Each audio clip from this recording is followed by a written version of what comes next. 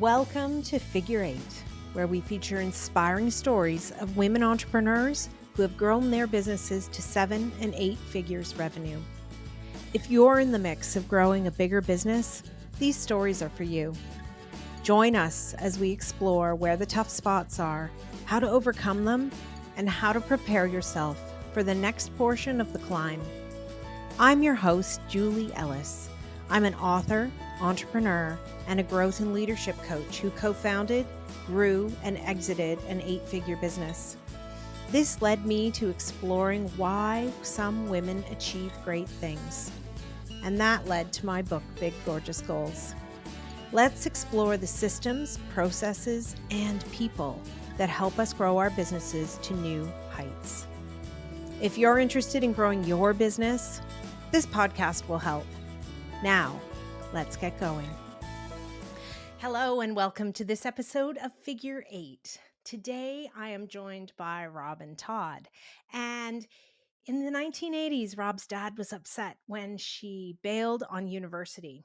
And so her dad told her she could come and work for his plumbing wholesale business for 1 year. And 13 years later, he sold her the business and she built it into something amazing and has her own exit story to tell. And I am very excited to talk with you today. Welcome to the podcast, Rob. Thank you, Julie. Excited to be here. Yeah. So you were I think it's a bit of a classic entrepreneurial story in terms of, you weren't fitting into kind of the traditional education path and so decided to try something else. And yes, I can understand why your parents may not have been too happy about that. Yeah, no, not very happy about that. All their girls were supposed to go to university. Right. I mean, I feel like that was sort of like the baby boomer generation's promise to their kids, right? Like that, they had accumulated this wealth and they wanted their kids to do better than they did, right? Yeah, absolutely. And back then, I mean, I don't have kids, so I don't know, but back then it was sort of a golden ticket. And so you sort of took the golden ticket and said, whack. And then what happened? You went and joined your dad's business and obviously you stayed. Yeah, I loved it from day one. He threw me into accounts payable and I was just eating it up. I realized I loved working for a living. I'd had some odd jobs. I sort of got I left the house after graduating from grade 13 back in the day and had some odd jobs and sort of starved to death. Uh, well, sorry, that's a bit dramatic.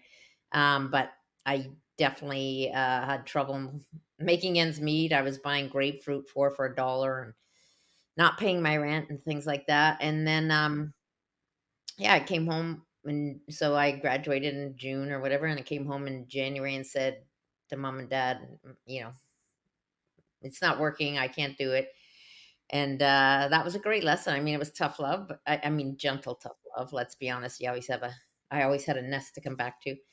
And yeah, and then he said, come into the office tomorrow for an interview. And so, yeah, I was just lost and got a job and he threw me in there and I loved it. I loved it. As I said, from the first week, I was working over through my lunches, whatever. So, You would have moved through a lot of roles and seen all the aspects in the different corners of the company as you moved through that 13 years before you bought the business from him. yeah, I did. But I always, I look back and I used to tell people the only things I didn't do at Mark Supply were outside sales and truck driving. Other than that, computers, inside sales, branch supervisor, warehouse. It, but I ended my career working for my dad in the role of controller, and he was very proud to give me that role. And the great thing was, we all have strengths and weaknesses. One of my weaknesses or non-strengths is attention to detail. And so being, sort of in charge of all the accounting and bank reconciliations and the like, it was a huge, and payroll, huge, great lesson. The lesson being, if you don't, you can do all the business you want, but if you don't pay attention to the numbers and understand what they mean, you know, Yes. I think it's a great lesson as an entrepreneur because I think that, not being detailed people is often the case. And even if you are a detailed person, like the finances can feel intimidating, but it's Hmm. also this huge like risk point for if you don't get it right in terms of knowing the numbers, having the right oversight, all of those pieces, you're always at risk of somebody taking advantage of you. Absolutely. What you say there's rings so true. And I remember my dad, it's funny, we have these lessons taught to us in one sentence or so, and they stick with us forever. And one of my dad's was, whoever has control of your money has control of your life. So that message was about, okay, where is the money, right? Isn't, do you have a huge bank loan? Well, then they're going to have control of your life, your business. Uh, do you have customers that owe you a ton of money? Well, guess what? If the money's sitting in their hands and you can't pay your bills, you're in trouble. So yeah, you gotta understand. You have to pay attention because people, entrepreneurs like to have fun and great ideas and see things grow, but growing sales does not mean growing profit. There was a time when I said, okay, I want to take this company to 100 million. And I spent a number of years growing the top line and reducing the bottom line. So I always say, if you want to sell more and make less, just come to me. I'm a pro. I have the answers to that one. There you go. It is so funny though, because there is a point where it makes sense that that happens as you grow, that the Yeah. profit diminishes, but you've got to find the way then of bringing the profit back up after you kind of stabilize into the growth pattern. Yeah. That spending for growth in people, equipment, whatever has to produce, right? Like it's not like you're doing it as an investment, not as a anchor. Yeah. Yeah, and that can feel scary too, Oh, so scary. especially when you're up in you're at 20 million and 40 million and like that investment and the amount of spend is not small. No, no, and I always say the other one of my lines is it always costs twice as much and takes twice as long as you think it was going to, right? Oh, we're going to Yes. spend 100 grand and we're going to grow our sales 10% in the next year. Well, let's start doubling those projections because you're going to spend more than that and take longer than that. Yes. Well, and I mean that's always the interesting part about projections is you never hit them. Not Well, exactly as you plan to, right? You no, that's overshoot them, right. you undershoot them, Yeah, there's always an adjustment that has to yeah. be made in the course of trying to get there. Exactly. Tony Robbins, who I gone to almost all his courses. And at first I didn't like Tony Robbins. I like what he had to say, but I didn't like the way he delivered his message. And then friends went for a weekend, and so I ended up going and spent going to all his programs. But he used to say, the goal's the goal. If that's really what you want, that's the goal. Don't change the goal. Just change how, if it's not working, change how you're getting there. If you're heading left and it's not working, try right. If you're heading right, and then try up, try down. Like try something else. But I used to have sometimes people working for me that would come in month 4 of a year and say, "Jeez, we're not gonna make it. We should adjust our numbers." And I'm like, "We're not adjusting anything. The target remains the target. It's up to us to adjust our approach, right? Change things until you figure out what works." Yep, I think that makes sense in so many ways that's where you have to get creative. Well, and often there's that whole school of thought of, if you want to 1x something, then you're going to probably try to do all of these incremental things to go there. But if you decide you're going to 10x something, you need to reinvent yourself. You need to Yeah, look at like completely different ways of making that revenue. And sometimes those are the mindsets we need to put on, right? Is yeah, how are we going to do this differently? Like how are we going to lever ourselves upward? Because I would think that, when you bought the business versus, when you exited the business and it was over that 100 million mark, like those are different businesses. yeah. I bought the business from my dad at 8 million and sold it. The sales were coming in over 140 million, which is great. Great numbers. Excited. Took 25 years or whatever. I'm a disciple of Dan Sullivan's, and his big program is 10x based. And I brought that mindset to my company, but I chunked it down because even going to your leaders and saying, we're going to double the size of this business can be mind boggling. And I'm not saying double it in a year, of course.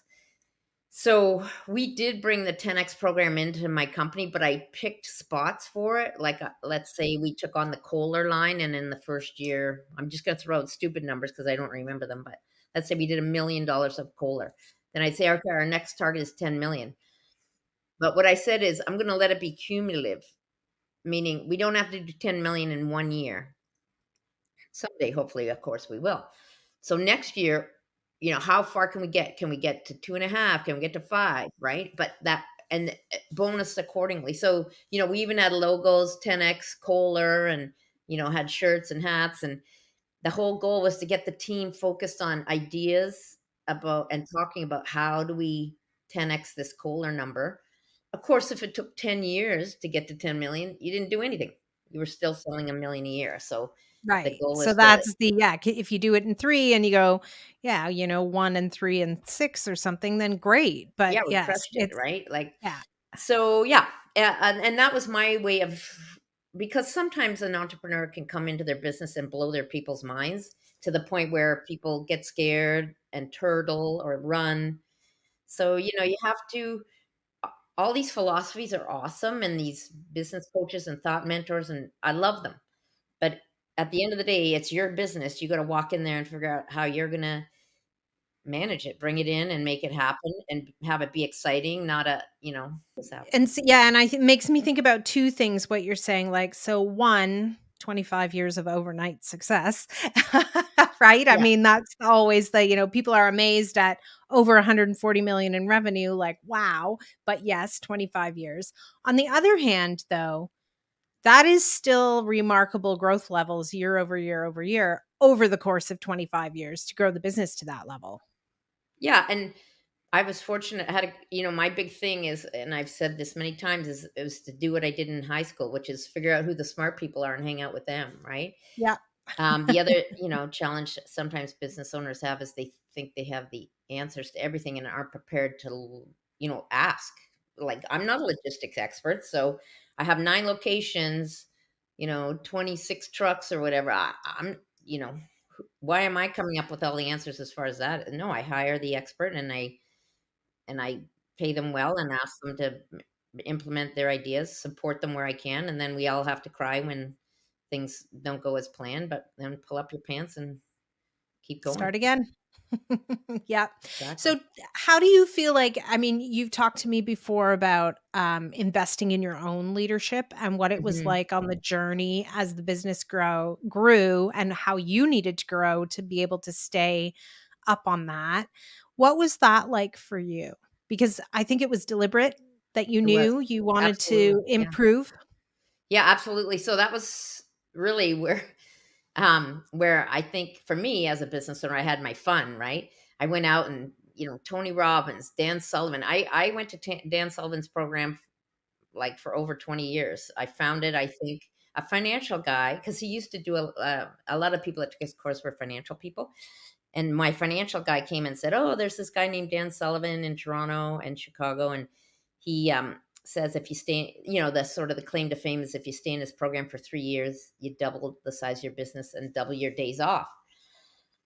And we all love a challenge. So the other thing was I one of I think a really important thing to do is admit what you don't know. And one of my challenges was I grew up inside my dad's company. I didn't have experiences of talking to other business people and the like. And so I joined Strategic Coach. All entrepreneurs go to that program. He won't teach anyone that's not self-paid, if you know what I mean, whether you're a 100% or commission sales rep or the like. And so that was a lot of fun. Taught me a lot of techniques and ideas. And then, yeah, I just found like going to industry events, and they can be a downer because we were in the plumbing and HVAC wholesale business, which is not the sexiest thing in the world. There can be a lot of good old mom and pops in there, which are awesome. So I love being able to talk to other business owners and say, "Hey, what are you doing, with customers that are trying to pay by credit card when that whole thing came out? Or what are you doing in this situation?" Loved picking the brains of others. And I laugh, especially Americans, because they'll share anything because you're not a direct competitor, right? So I'm just this sweet little Canadian girl, and they'll tell you anything. And so, but still, no matter where you're getting your information ideas from, at the end of the day, it's you that makes a decision, right? So you can get a great piece of advice and ignore it, and you can get a horrible piece of advice and implement it, but then you're gonna be the one to say that didn't work. Let's try something else. So I loved it, and I also realized at some point, and we just talked about this briefly, that wow, as my business grows, my job goes from doing things to being a leader. And so I invested hugely in leadership training. For years I had a leadership coach, and I had that coach also be the coach of my direct reports so that we could strengthen our relationships, and be honest with each other without breaking the relationship. Right. Yes. And that's so important. Like you said, you've got this big vision for how you want to grow the company, and you have to communicate that vision in a way that doesn't frighten people off. Hmm. Right.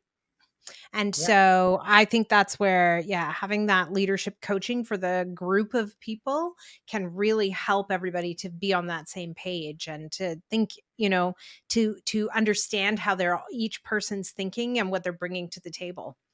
Yeah. Dan Sullivan's one of his things was, what's your three biggest money making activities?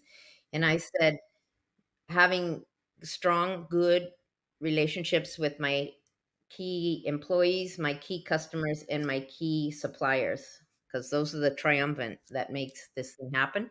And really, I spent 90% of my time on my employees, on my leadership team, and the leadership team below them, because I figure if we just get it right at the top, good things will happen down below. It's an everyday challenge slash opportunity. Right. I think that's a really great mindset too, because it means that you trust in your leadership team to continue to cascade that down the company in terms Hmm. of the team that got built, the culture that was there, all of those pieces coming out of that top table.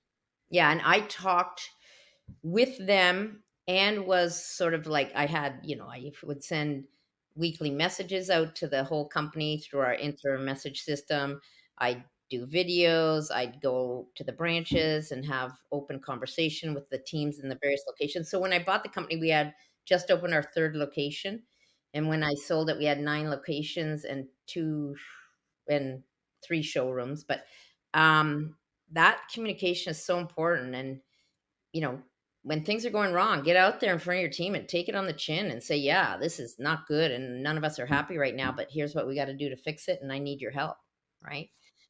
I think too many, sometimes owners, especially when things are going wrong, sort of hide in their They office, and hide. that's not where the Yeah. answer is. The last place to be when something's going wrong. Hmm. I agree with that 100%. I think it's interesting too, though, because I mean, your journey started as, I mean, at sort of that 8 million in revenue. You weren't quite an owner operator, but you would have had a lot more visibility to all the levels and all the Hmm. people and all the things that were happening. And so that transition for you as well, at that you're talking about now, of you really focused on sort of the people at that leadership level that reported to you, and that's also showing that understanding of, like, you couldn't see into all the weeds of No, everything at that point and that size and scale. no, and people say, "Oh, Rob, you're so transparent." I'm like, "Well, I don't know if it's transparent, but I just want the truth, right?" And so, it didn't work well for a leader if they were trying to hide something. And don't get me wrong, I didn't see everything. I mean, I'm sure I was like talking, and some truck driver on branch number 7 was saying, "Well, that's not how it happens in our location," sort of thing. I'm sure those things happened. Um, but the thing was, at some point, you can't hide too many things. And the other thing is, if I ever found out you were hiding hiding something in your area of responsibility, then that hugely breaks trust with our relationship and with the rest of the executive team and management team, because someone knows, right? So don't try and, as the president of American Standard used to say, well, if that's the tree you're going to hide behind, that's an awful skinny tree, right? Like, come on, guys, I can see you.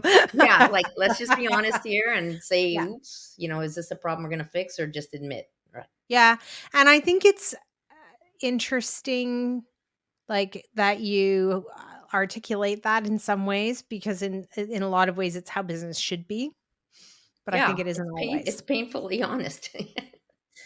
As Dan Sullivan quote, all progress begins with the truth. Right. Yes, it's true.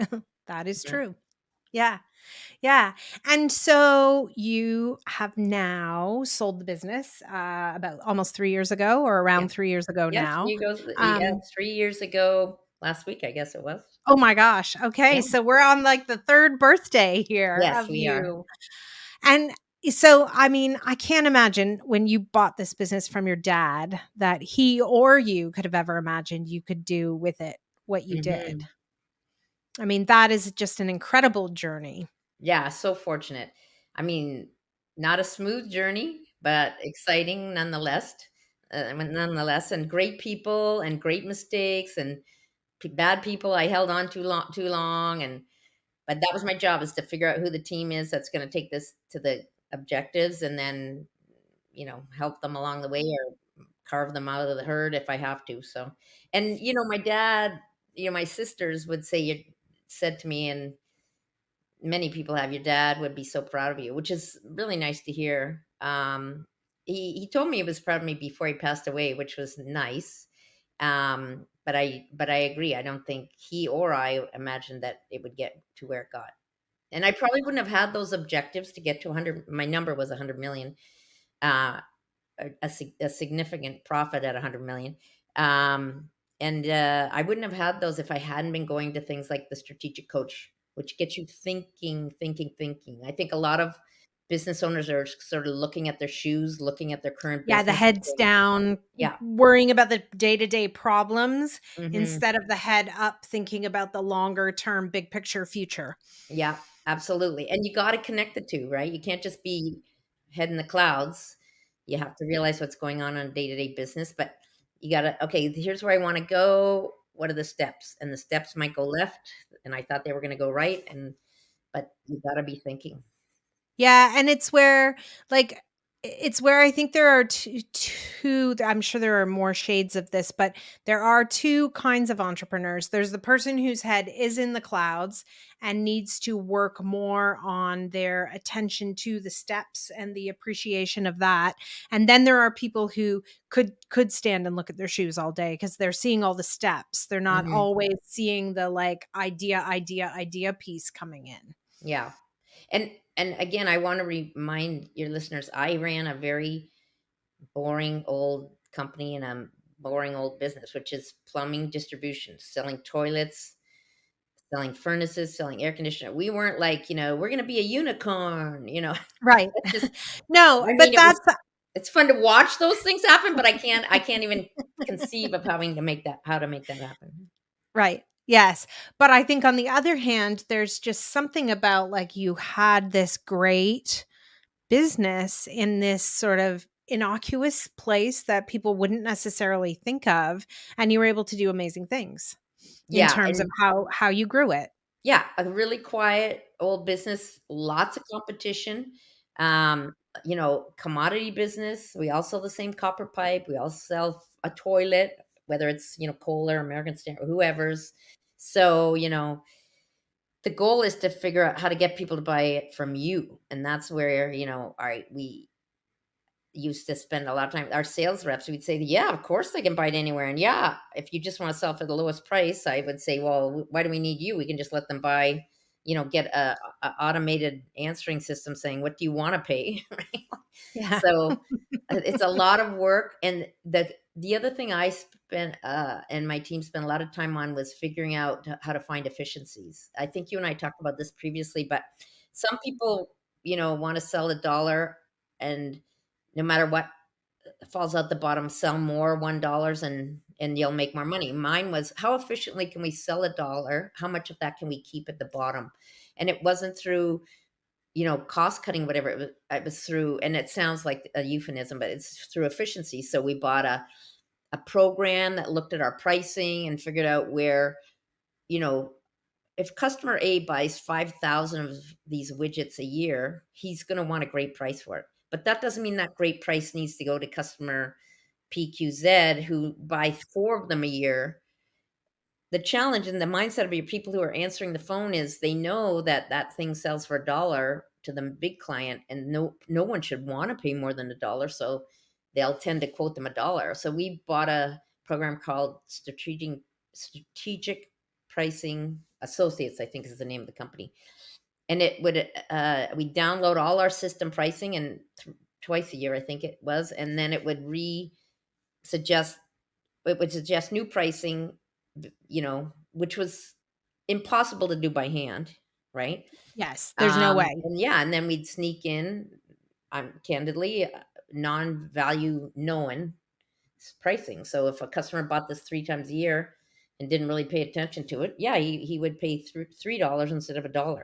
And all those nickel and dimes just come plunking down to the bottom. Right. Yeah, yeah. There was some special project or whatever the case. So Yeah. efficient pricing and then knowing where your money's made. So the other thing is um, there's a book for, and I don't know, it was for distributors, but I'm sure it would work in other businesses, called Islands of Profit in a Sea of Red Ink. And again, going to a strategic coach and bumping into another distributor there from California and him telling me about this book, I mean, changed my company's life.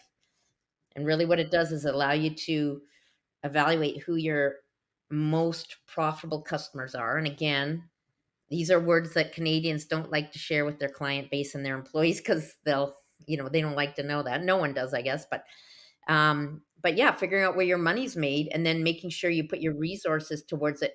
The first reaction you have when you see the analysis is, oh, I got to cut all these customers because they're costing us money.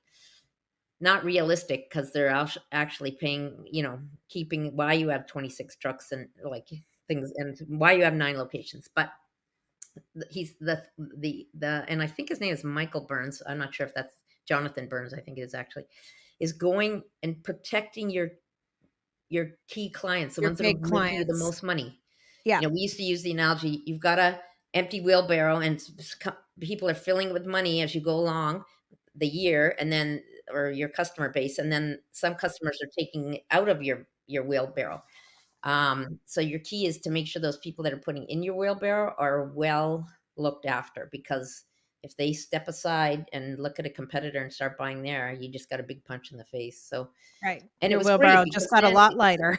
yeah, instead of saying, cruises for everybody, we could say, we're going to take customer ABC and allow them to take them and their family, reward them with a personal vacation or go babysit their kids or whatever it is. I'm just giving examples, but I'm not saying we did these things, but you treat them like gold and you protect them because they're the ones you don't want your competitors talking to. And they're the ones that you can, um, basically the way they buy is why they're profitable. And then you can afford to be competitive with them on pricing. So Interesting. Yeah, and it makes sense. yeah, Right? But isn't it amazing how when you like, I think that's part of putting yourself out there is you get these little gems, and I'm sure you read, 11 other books that people recommended as well, but that you just find that one that is mhm, so changing to how you view things. absolutely. And I remember holding it up in an executive meeting saying, guys, this book is going to change our lives. And it did. Now, the key is to do something with it, not nothing, because it can be overwhelming, and not to try and go to the university level of it. Let's just start at grade 1, right? What's the first most simple thing we can do here, right? Instead of trying to, blow your people's brains up. Yeah. And the idea of not everything in this book might work for us, but there are many things that will. And so we're Absolutely. slowly going to work our way through the ones that we think are our best opportunities. Absolutely. Yeah. That's a great point, Julie, because not everything in the book would work, right? And let me tell you, the things we did do got pushed back just already, right? Because it's very difficult to turn your team from left to right, or even by degrees. So And so now, as you came to the sale, did you mhm. make a plan to sell and exit at that time? I did. It's funny. Well, it's funny. I don't know if the word's funny, but I had always, we had one of the elements of competition in our business was that competitors would spread rumors that my company was for sale or it had been sold or whatever. They, to disrupt or or to confuse or distract my team, right? Yeah. Uh, And and your customers. Yes, and my customers, right? And then, what happens if someone's scared or thinking that then they jump ship because they're always getting offers from competitors, right? So I kept saying, guys, this company isn't for sale. I'm not selling this business. Well, then COVID arrived. And that, I don't know if you recall, we talked about it, but people thought they were going to die and there was a lot of pandemonium. And so I had to step really in very strongly as a leader again, because I also thought, I could go bankrupt if they shut down business, right? We could go bankrupt, I should say, because it would affect everyone at that company. And you didn't So, have a business you could pivot to being virtual. I mean, you have a oh, business yeah, with no. things and warehouses and orders to be packed and picked Yeah. up and, all of those pieces. So it wasn't like you could just flip everybody over and that was easy. No, a lot of work.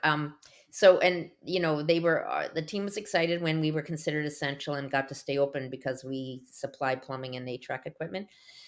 But I was like, well, that's great, but that's not really how we make our money, with a guy coming in for a new toilet seat. So, yeah, I really had to step in as a leader, and again, I mean, I always was a leader, but it was a lot of A lot communication. more Now I was hands-on. literally, I have to. I'm usually a very collaborative leader. Now I had to start commanding a bit because even my direct reports were, coming up with ideas or getting feedback from customers and employees about things that I did not want to happen at my business. So we would discuss it, but then I was much more stepping forward and saying, "This is what we're doing." And then so it was quite tiresome. I'm married to a beautiful woman who lives in California. So I would visit her every 6 weeks to 2 months. And now no travel. So I didn't get to see my partner. Maybe I saw her for about 13 days and 18 months. So that was challenging. I mean, you want to accept it, but not to the point where you can just accept it. And then what are you married for? Right. So that was challenging. And then I just thought, gosh, everyone's got the jitters. If I was a developer, I think I just put a hold on everything right now for all future development, which made me think, well, there could be a recession maybe in the future.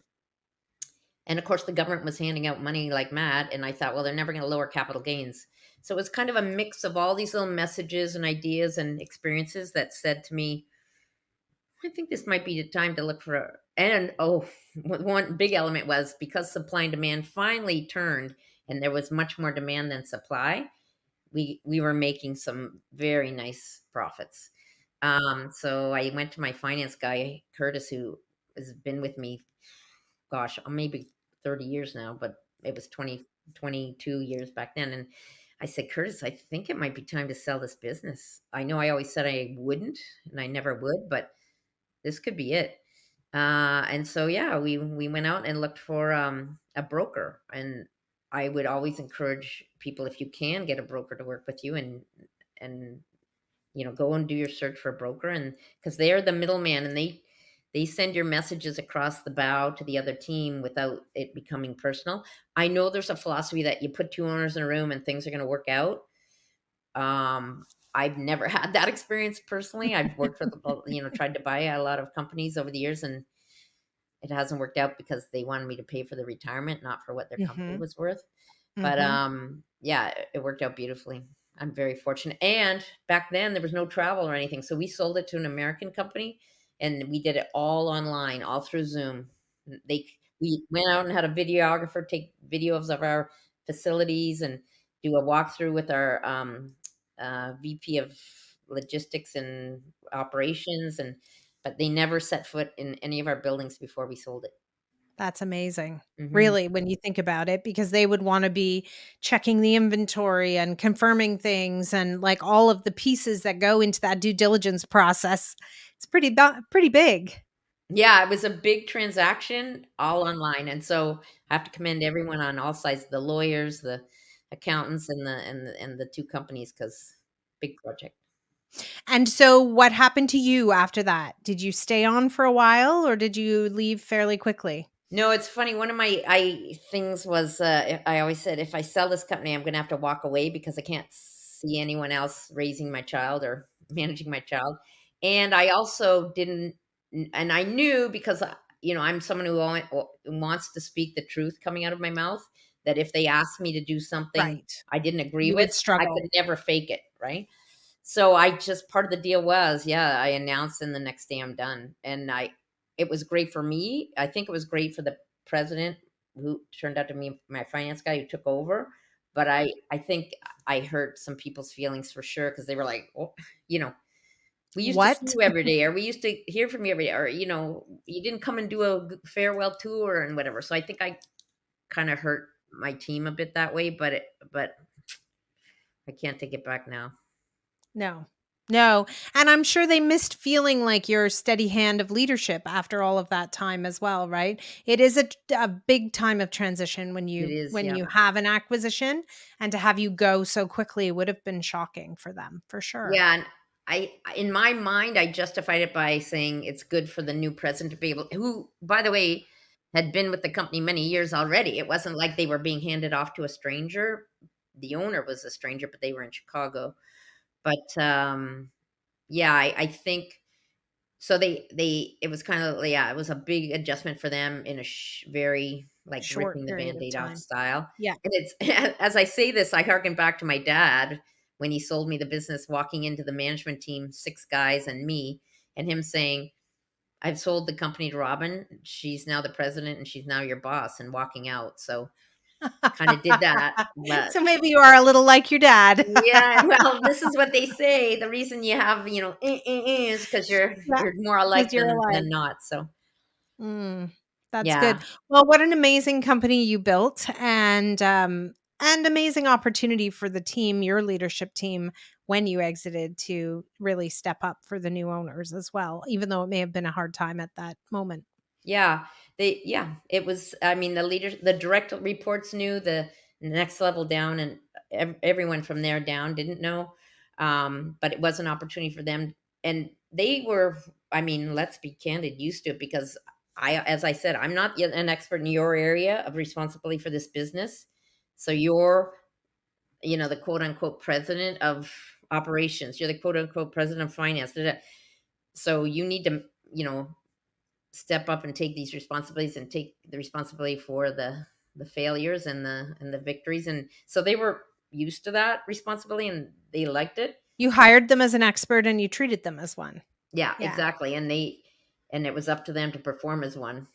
I would say one of my biggest weaknesses as a business owner was I was too patient sometimes with my team. So they Yeah, might I not think agree. They might have said she's very impatient, but sure, I held them up to a standard and I expected them to meet it. But but you gave them the opportunity to meet it as well. yeah, more than once. Right. Yeah. Yep. And yeah, there's certainly a line where being too patient with someone who isn't performing Hmm. reflects on your reputation as the boss. It does. But I think it's also important to give people opportunities, and not, you also don't want to be known as the person who fires at the drop of a Yeah, hat, right? exactly. It's like Yeah. anything, a fine balance between, patient and supportive and tough, right? Like, and Yeah, and figuring out how to balance those 2 sides, right? Where it's yeah, not, and we all have those times we look back and we were like, "Yep, that should have happened a while ago." yeah, And yeah, you learn from those things in getting the balance better. yeah, for sure. Yeah. Yeah. Oh, that's so good. And now you can travel to California and spend time with your lovely wife, as Yeah, well as you said you do volunteer work and time with I friends, do. so, you're still busy. Yeah, I really am enjoying the volunteer work. They always say you have to have a purpose, and I was like, okay, purpose, purpose, because you're growing your business, and the purpose for me in my life was to build such a financial resource to protect the people I love, right? Whether it's, to take care of them no matter what catastrophe might befall them. So that's great. I tick that box. Okay, now what? And so it's just fun. I volunteer at Thrift on Kent in Kitchener, Mennonite organization that sends the money around the world, even and here in Canada, to take care of people that are having challenges. And but it's just, I always gave money when I was working, because I didn't think, and I didn't make time to volunteer, and so I kept saying, "Oh, I'm gonna volunteer when I retire. I'm gonna volunteer." And at the first 6 months or a year, you're kind of stumbling around, and I was helping at the soup kitchen and things like that. But to really be able to get out there and volunteer and not just talk about it has been joyous. So Oh, that's so good. Good. Well, I look forward to staying in touch with you. I've really enjoyed our conversation and what a great business you built. And Julie, Congratulations. what a great opportunity for me to just, have fun remembering and sharing stories, and hopefully something meant to someone on the podcast. But to see you go out there and ask people to share their wisdom and their ideas is a wonderful opportunity for everyone, talk with speakers and listeners. So, Well, thanks, Rob, for joining me today. okay, you take care, Julie. You too. I hope you enjoyed today's episode. Please remember to hit subscribe on your favorite podcast platform so you won't miss any episodes. Figure 8 isn't just a podcast. It's a way of seeing the big, gorgeous goals of women entrepreneurs coming to life. If you're interested in learning more, you can find my book, Big Gorgeous Goals, on Amazon anywhere you might live. For more about my growth and leadership training programs, visit www.julieellis.ca to see how we might work together. Read my blog or sign up to get your free diagnostic. Are you ready for growth? Once again, that's www.julieellis.ca. When we work together, we all win. See you again soon for another episode of Figure 8.